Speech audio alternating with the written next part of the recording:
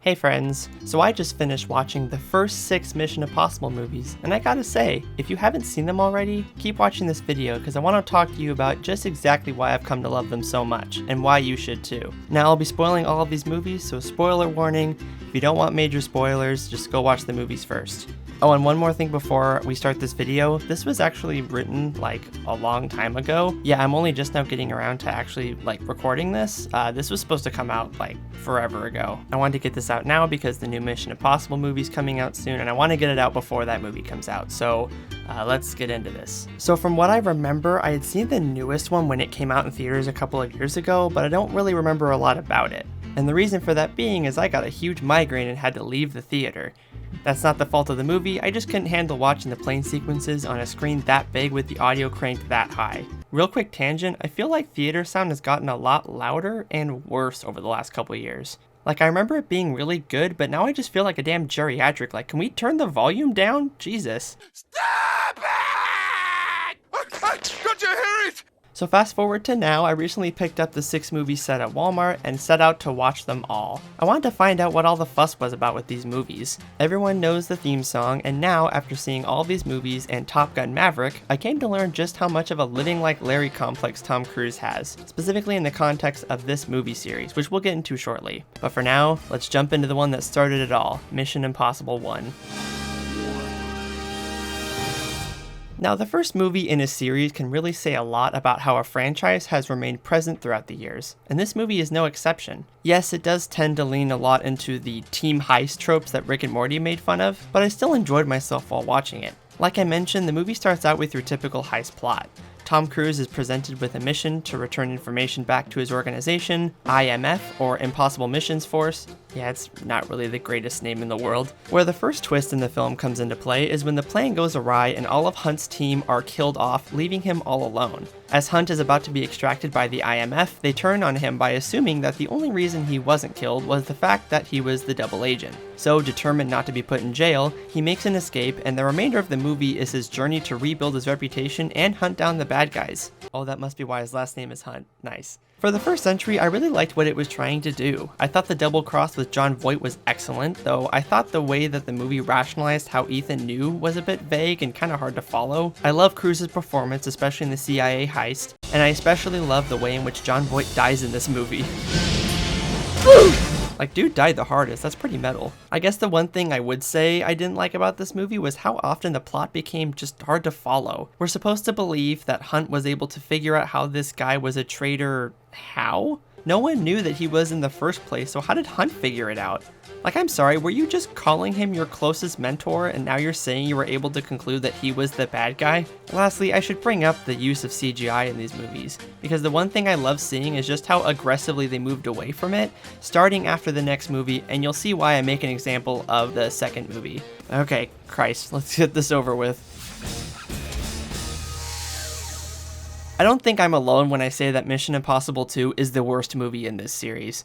I am convinced that every single idea or objective by the screenwriters from the first movie was just ignored, and instead the studio execs told production to just throw it out and just make a shitty James Bond ripoff, because that is exactly what this feels like. The love interest scenes serve nothing to the story, and after you reach the halfway point, they really begin to overstay their welcome. It's fine to have your love interest in your story, but when you, as a screenwriter, realize that your big movie climax is a literal damsel in distress hostage situation, you would think that that alone would be a sign that you're heading into bad movie territory. I think the ending scene perfectly highlights everything wrong with this movie, because this film also suffers from cheesy, tacky early 2000s cinematography and editing. There's choppy, tacky slow-mo, there's weird, dated transitions, it's got it all. And to add fuel to the fire, all of it goes on for way too long, and after a while, you just pray to God that it doesn't get worse, but it somehow does. However, I should give credit where it's due. This movie is what begins the tradition of Tom Cruise doing bonkers shit without a stuntman, and doing his own stunt work that he's now infamous for.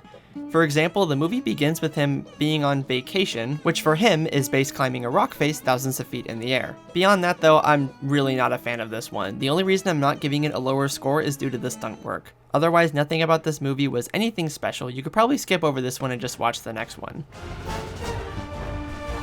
Mission Impossible 3 is, thankfully, where these movies start to get good. Like I mentioned at the end of the first segment, this is where they continue to move away from CGI and stunt doubles more and more, which surprisingly isn't even the best parts of this movie. It somehow manages to recreate the secret sauce of the original, and for good measure, it completely wiped the second one from my memory.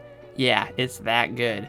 I really don't know where to begin, so I'm just going to list off a bunch of stuff, rapid fire. This movie is directed by J.J. Abrams, which, yes, not mentioning the state he left a certain movie franchise in, you have him to thank in part for the Mission Impossible movies being where they are today. This movie also introduces one of my favorite characters in this series, Simon Pegg as Benji, who is absolutely amazing. He's in these movies from here on out. He plays the computer geek in this franchise, while in this movie he's also our story surrogate since this is his first field mission. This movie also features Philip Seymour Hoffman as the villain, and I love this character a lot. It becomes obvious that the writers played to every aspect of Hoffman's acting chops for this performance. His character is this untouchable psycho who is always one step ahead of Hunt. Not because he's smart, but because he's well connected, which makes his character truly terrifying, and I love it. Adding to his character are little details, like the fact that he almost never raises his voice or smiles. I haven't seen Hoffman in really any other role except for Synecdoche, New York. You know what? It's this pretentious movie, which don't tell anyone, but I don't like that movie. Don't at me. But I had a great appreciation for him as an actor after seeing him in this movie. I honestly found myself getting mentally angry at this villain, which doesn't happen to me very often, and the way he gets fucking domed by a truck is probably the most satisfying scene in the whole movie. Fatality. Lastly, this movie takes a proper stab at a real love interest for Hunt, which is his girlfriend/fiance. I really like the True Lies-esque angle this movie plays by having her in the dark and lied to about what Ethan actually does, which gives us a great ending where Hunt shows her how to use a gun to protect herself. So that's all the things that I loved. Now I want to talk about the one thing I didn't like. Now this was present in the previous films, and this installment just continues to pour salt on the wound, and it's this idea that Hunt eventually has to turn on IMF themselves in order to take down the bad guys.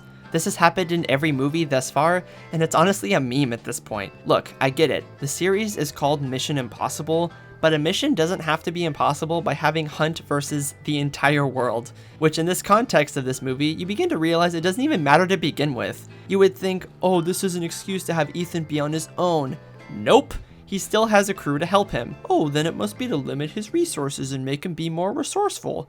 Wrong-o. These movies have the unique ability of giving Ethan even more resources when the IMF is shut down than when it is open, to the point where you even wonder why Ethan works for them in the first place. Is it for global immunity? Like street cred? Like, bro, just cut them loose, you'll thank me later. And that leads into another one of my pet peeves with these movies. They continually flip-flop between tearing down the establishment, but then go back and tell you that the establishment is the reason he's able to pull off heists in the first place. Like, how is he able to magically have fake passports, vehicles by request, and access to weapons and gadgets just on a whim? Because, as I'm sure you know, you can't find this kind of shit at your local Walmart. Like, look at this scene. Ethan is down to the wire. He's out of time, out of ideas. My man is struggling. But then he suddenly thinks of an idea, and within 5 minutes has, like, all the resources he needs. Like, I know you didn't already have that lying around. Who are you working for? Not only is it tiring from an audience standpoint, but it's gotta be annoying for Ethan Hunt. Like, this poor bastard has done nothing but take down bad guys time and time again, and the way that the IMF have repaid him are by jumping to conclusions and hunting him down, only to expose multiple double agents within the IMF and find out he was right all along. I don't know about you all, but if I was Hunt, my ass would not be working for them. Can someone tell him he's in a toxic relationship? I mean, cut them loose. That being said, this movie is pretty damn good. All of the aspects from the first movie are present and have greatly improved, and as this video continues and we show more of the films, you'll see that they only get more ambitious. Mission Impossible Ghost Protocol is really fun. I feel like with this one I'm obligated to say that because this one is directed by Brad Bird, who only directed just these movies. No big deal. Now, I would say this is where the movies found their charm. The pacing, the wit, and the chemistry between characters all get established and cemented in this movie. The way in which it balances action, character development, and the actual mission itself is arguably the best executed thus far, and the movies that follow it reflect this as well. Like I said before, Cruise has found his passion in doing his own stunt work, and this movie is no exception. Like, he's actually climbing the Burj Khalifa here, the tallest building in the world.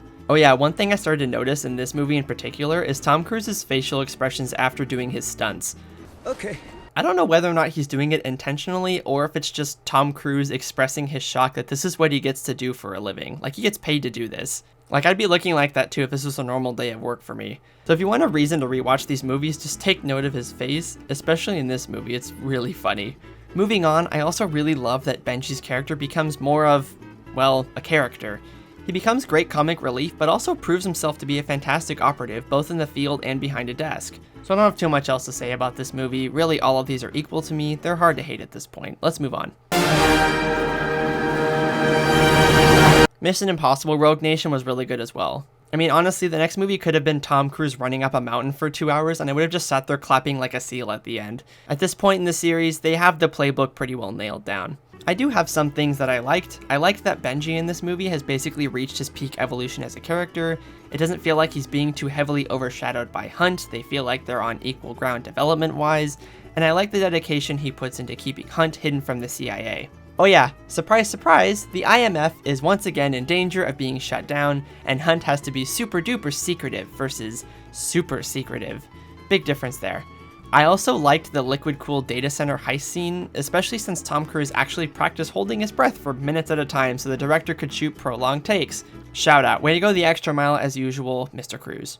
And so that was my experience with the Mission Impossible movies. I'm really happy that I got to watch these before the next two come out, so I'll get a chance to watch those in theaters.